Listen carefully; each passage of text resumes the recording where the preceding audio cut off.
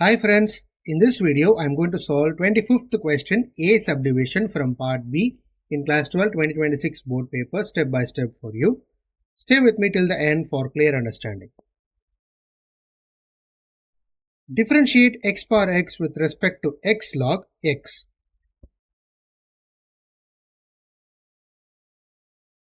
Let u is equal to x power x, v is equal to x log x.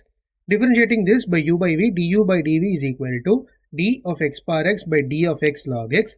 So differentiating this, we get x power x into 1 plus log x divided by 1 plus log x. Again, in numerator and denominator, 1 plus log x gets cancelled.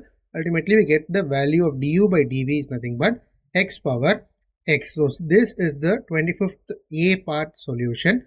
In the next video, we will see the 25th B part from section B.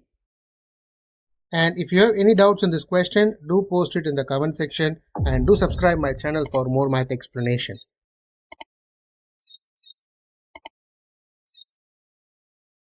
Thank you friends. We will meet in the next video.